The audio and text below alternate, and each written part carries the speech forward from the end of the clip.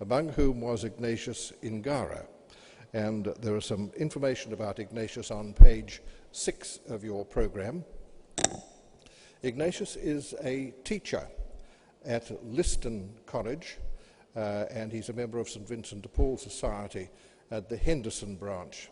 But Ignatius has come to us after a journey that started in Zimbabwe, which is a country that's continually in the news.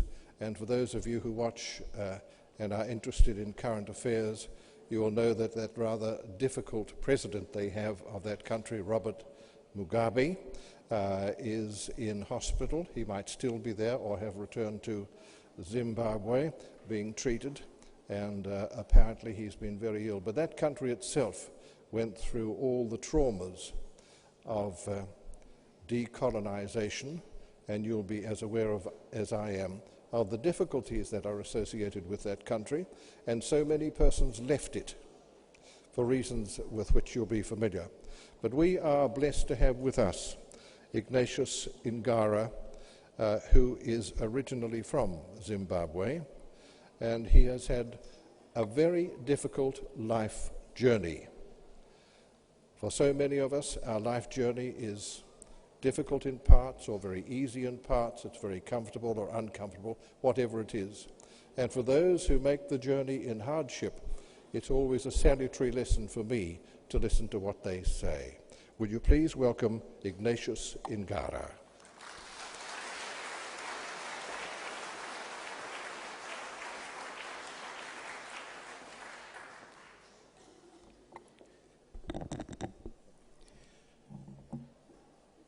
Good morning, everyone. Every time I say my name is Ignatius, most of the people say, that's from Ignatius Loyola. And I always remark that I'm far from being a saint. Ladies and gentlemen, when I was verbally invited to be a guest speaker, I quickly said yes,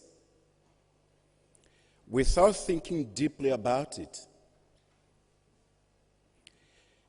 When I was asked to submit my biography, that is when I realized the ordeal ahead of me.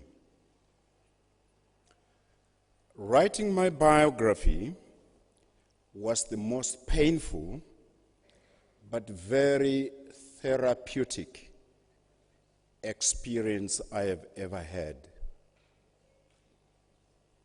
I knew right from the onset that it was the Lord's way of putting a process in place that would heal me. I had closed the door to my past and thought that the past would not influence my present or my future. I discovered that I was wrong. As I wrote my biography, everything that had happened to me as a child came back in my memory with a surprising detail and clarity. However, there is one experience I could not write in my biography. By the way,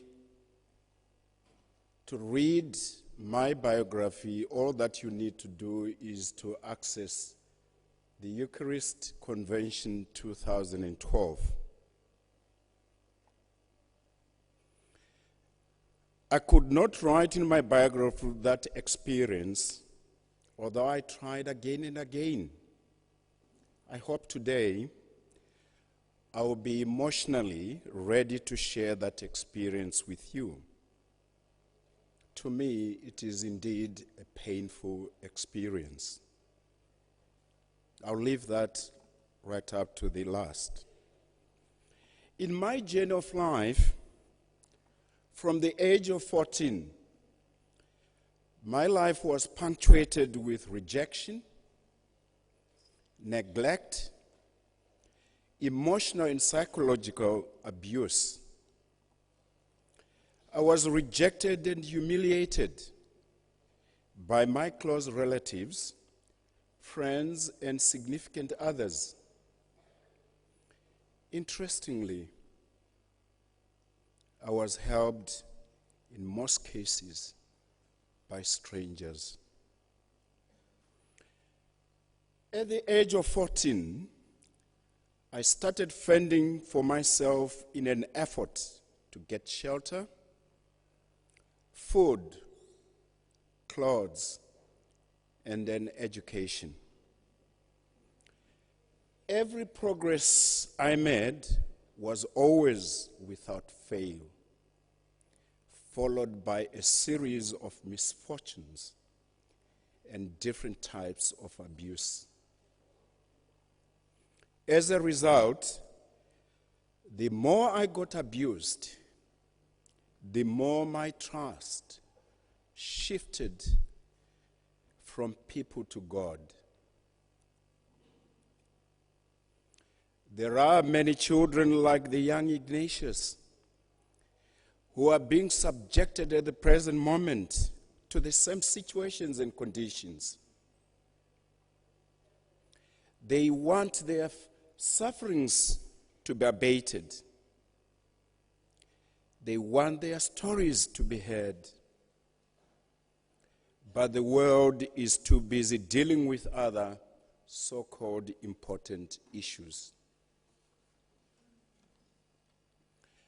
I remember very well wanting to speak to the parish priest, but he was too busy and always in a hurry, since he had to celebrate Mass in 3 or more different parishes on the same day. I decided to use the confession box to try and tell my story and solicit support. But that was to no avail. In the confession box, the priest kept on asking me what sin I had committed. Every time he asked me that, I responded, I'm hungry and I want some food. When I noticed the impatience growing in his voice, I made up a scene and said I was angry with my parents and friends. I was given a few Hail Marys to recite for absolution. As I recited Hail Mary, with my eyes full of tears, I left the church and went into the bush nearby and cried to the Lord for help. Interestingly, when I was crying, an idea came into my mind and I stopped crying. The idea was to find some work to do and get paid for it. I believed at that stage that the Lord had listened to me and intervened. I went from house to house asking to do some gardening and household chores, and I managed to get some earnings, although they were very meager. I praise the Lord for helping me. From there on, I found it very difficult to trust most of the people I interacted with.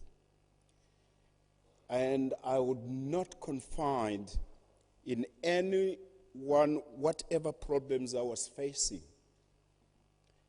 I had given up on the adult world and found refuge in the Lord.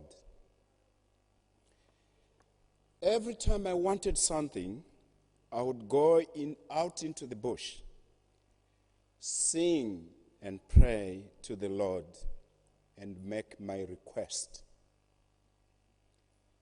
My mates quickly noticed the change in my behavior and became more inquisitive as to why I would go into the bush alone. On one day, they followed me into the bush without my knowledge. They hid in the bushes around and listened to me, singing and then praying and making my request. After my prayer, they appeared in front of me awe-stricken. At first, I thought they had been appalled by my singing, because my singing, ladies and gentlemen, has always been awful. Up to now, my wife, who is in the audience, reminds me before Mass to just move my lips and not produce any sound when the congregation is singing.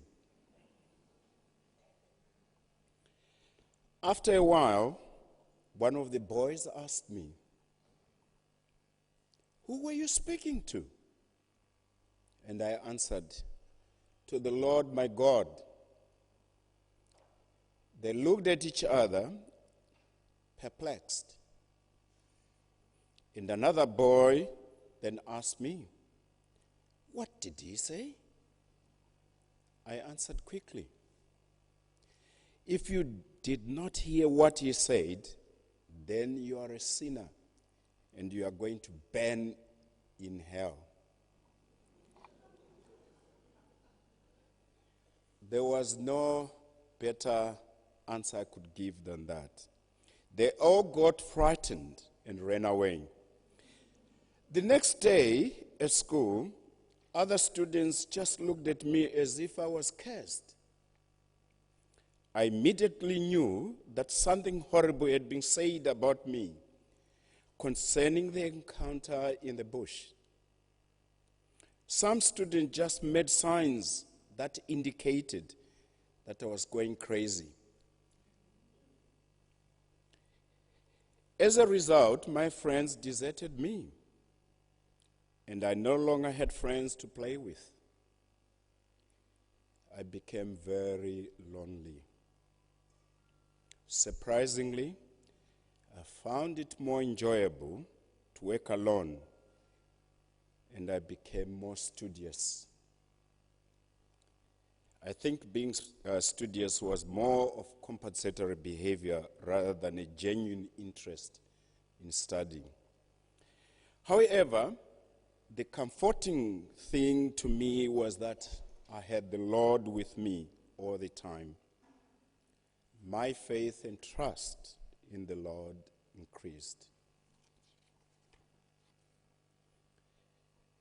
My biography covers the other numerous sufferings I experienced. But as I said earlier, there was one experience I failed to recount, because every time I came to writing that experience, I would emotionally break down. During my training as a teacher, for my practicum, I was posted to a school that was in the same location as my uncle's house, the last son in my father's family. He worked for the Rhodesian Railways. My uncle invited me to stay with him since his family lived in the rural areas. In the urban house, he lived with his nephew Choga, my cousin. Choga worked at a nearby shoe factory. A few weeks went by, and I had no problems at all. When my uncle went on annual leave, he decided to visit his, rural home where his family lived. A day after my uncle left, my cousin Choga took it upon himself to ill-treat me. He changed all the locks on the doors and installed burglar bars on all the windows whilst I was still at school. After school, when I went home, I could not enter the house because all locks had been changed and burglar bars fitted on every window. I waited for hours, hoping that my cousin would come home, but he did not. I waited up to midnight and gave up. I went back to the school and entered the school hall since I had a key to the school hall. In the hall, I took down one of the curtains and wrapped myself in the curtain and went to sleep. Before sleeping, I made a short prayer, surrendering myself to the Lord. Early in the morning, I rushed back to the house hoping to find Choga still at home before he left for work, but the house was still locked. Choga had not come home that night. He had slept out. I went back to school to report for duty as a trainee teacher. I did not have a bath, and I went through the day on an empty stomach, but surviving on water. Since I was training to be a science teacher, before every lesson, I would take some glucose from the chemicals cupboard to avoid fainting during a lesson. After school, I went back home, hoping to find Cousin Choga home. He was not there. I went back to school after having waited up to 10 p.m. Again, I took one of the curtains and wrapped myself and went to sleep. In the morning, I was awoken by a knock on the window. It was a student, the head girl, Idam Tuswa. He had been dropped off by her mother 2 hours before school started because the mother was going on a long journey. When I opened the door, she asked me why I was sleeping in the hall. And she also asked me whether I had a meal. I was embarrassed and speechless. It was humiliating to be found by a student in that situation. That was the only time I wished the floor could open and swallow me up. My fear was that the whole school would know that the trainee teacher was a vagrant. She said to me, "It's all right, I won't tell anyone," as if she had read my mind. She offered me her sandwiches she had brought for lunch. I was too hungry to refuse after having spent 2 days surviving mostly on water. After eating up her lunch, I said to her, "Thank you very much, but please do not tell anyone." She said to me, "Do not worry, Mr. Ngara, I won't say a word." She then helped me hang up the curtain. After school, when her mother came to pick her up, she insisted that I should accompany her to the house for a meal and a bath. I gave lots of excuses, but that didn't work with Ida. She insisted that I should accompany them to their home. She jokingly warned me that if I did not come with her, she would let everyone know. Grudgingly, but more embarrassed than ever, I accepted the offer. During dinner, since I had my last meal 3 days ago, I ate like a madman. This time, I did not care. It was a question of survival at stake here, rather than embarrassment. They offered me a place to sleep for the night, and I accepted. Before I went to sleep, I thanked the Lord for intervening in my plight. When I woke up, it was Saturday. After breakfast, I decided to go to my uncle's house to check on my cousin Choga. This time, he was home. As soon as he saw me, he went into a fit of rage and started shouting at me, saying I was not welcome and that I shouldn't set foot in the house. When I reminded him that it was my uncle's house and that he had no right to evict me without my uncle's permission, Choga replied, "It is your uncle who told me to throw you out. You can ask him when he comes back."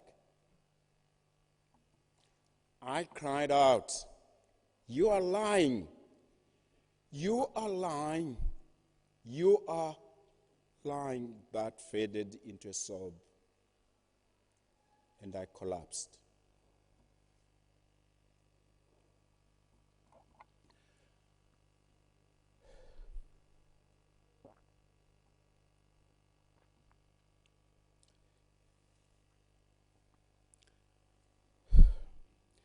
By then, a crowd had gathered to get free entertainment from the drama. Choga started to throw out my belongings, one by one, and making very offensive utterings every time he threw one piece out.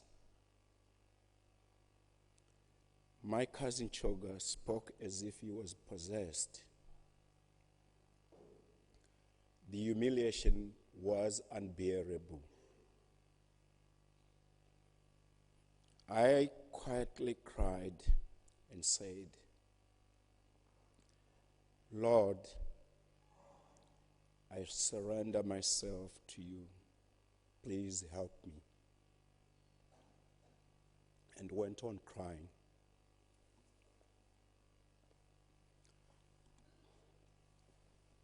After saying a few final abusive words, my cousin Choga locked up the house again and cycled away, leaving me crying among a group of neighbors that had gathered.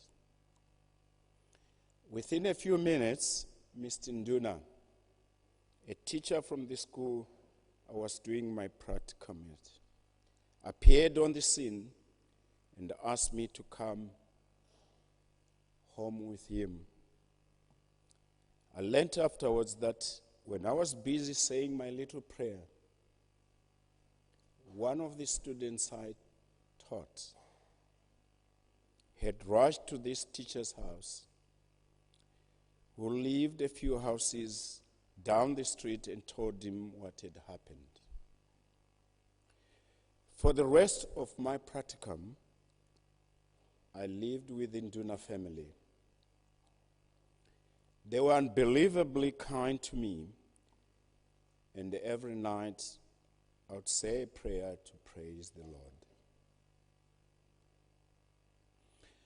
When my uncle came back from his rural home, I confronted him, wanting to confirm what Choga had said. When he confirmed in his own words, I cried and cried without saying a word. I could not believe that my father's brother, flesh and blood, had condemned me and evicted me from his own house. It didn't make any sense. I could not believe it. That was the biggest painful experience I ever had. Before this, as documented in my biography, I had been ill-treated and evicted by people who were not related to me. The simple fact that it was my father's brother who was doing this to me, that was inexcusable. As I left the premises, I said audibly, Lord, this world is full of hypocrites. Because it was my uncle who invited me. And it was my uncle who evicted me from his house. I said no more and walked off. After a number of years, my uncle, the same uncle who had evicted me from his house, lost his job with the railways. When he lost his job, he still had children who were still going to school. His youngest son was thrown out of school for failing to pay school fees. My mother persuaded me to take care of my cousin Gilbert, my uncle's son. I reminded her how he had ill-treated me. My mother insisted that my cousin Gilbert was innocent and should not be punished for the father's sins. I was unforgiving, and I said no. My mother did not give up. By then, I was married. She then spoke to my wife secretly. I was surprised to see my wife bring into our house the little innocent Gilbert. I knew my mother had sweet-talked my wife into it. Interestingly, I didn't protest. We provided everything Gilbert wanted until he graduated from college and became a trained teacher too.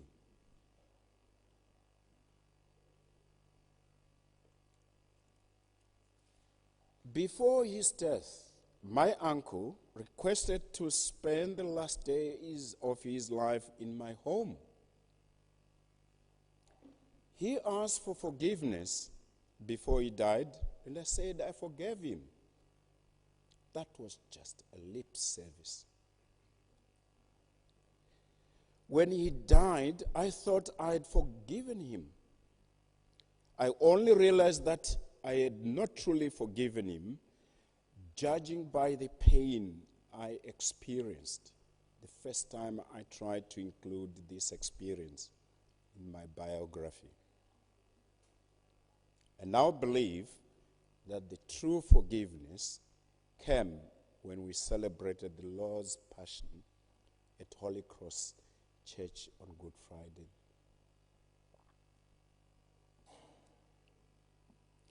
I realized that was part of a healing I was undergoing. I prayed to the Lord for his forgiveness, for I'd failed to forgive my uncle. It was only after receiving the Lord's forgiveness that I was able to write about this experience. Ladies and gentlemen, the Lord has been with me through my journey of life. Without him, I do not think I would have survived a day, especially during the times I had to deal with life-threatening situations at a very tender age. I am what I am today because the Lord has always been with me. My faith was forged and modeled out of the pure suffering I underwent, and my faith has its foundation in the belief and understanding that the Lord is always with me. Adversity provided the spur for my faith to grow and deepen. I know there are many children like the young Ignatius in your various communities. Children who want people to listen to their plight. Children who need nothing more than just your presence. Children who go without meals for days. Children who have nowhere to sleep. Children who have been neglected, betrayed, not only by strangers, but by their own relatives. I know the world is too busy to listen and too busy to attend to such children. My appeal to you is to keep your eyes open and look out for those children.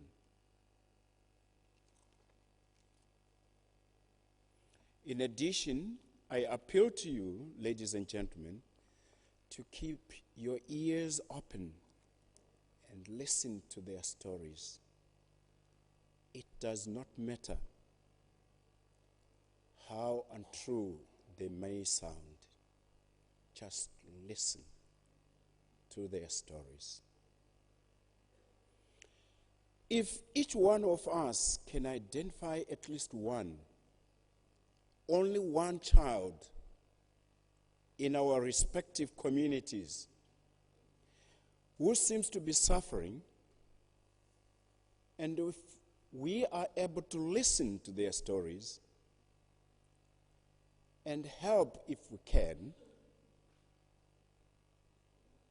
this world would be a better place to live in. It is my dream, as well as my wish, to see more unfortunate children helped. I believe that the more children we listen to, the more children we identify, and the more children that will be helped. With the number of children helped growing exponentially, we would have done God's wish. Since 1980, my wife and I have been helping not only students, but adults as well, from all walks of life. When they come back to thank us, we insist that they should thank God and try and help the next kid. When I came to New Zealand, I joined the St. Vincent de Paul Society to help the needy in my community. In addition, every month my wife and I send money from our own personal earnings, money to help those unfortunate orphaned children. in my country. The latest was in March this year when I received a call from an old lady in Zimbabwe saying her orphan granddaughter had done extremely well in the O-level examinations in Zimbabwe. She had come out with distinctions in almost every subject, but could not proceed with her education because she could not raise the required school fees. After listening to the lady's plight, I could not give an answer there and then because I had no money to give. I couldn't promise her anything because I had no money. All I could say at that time was, I've heard your plight. After putting the phone down, I prayed to God to ask for guidance. Within 48 hours, I was able to raise the money, and when I phoned her to tell her to collect the money from the West Union outlet in a town, the old lady could not believe it. She cried with joy and thanksgiving endlessly until I said goodbye. I reminded her not to thank me, but to thank the Lord. I thank everyone for listening to my story. The names in both my biography and my today's story are real. They are not fictitious. It's a story full of suffering, abuse, neglect, and humiliation. I want to believe that it is the same story that lonely, silent, suffering child in your community would tell.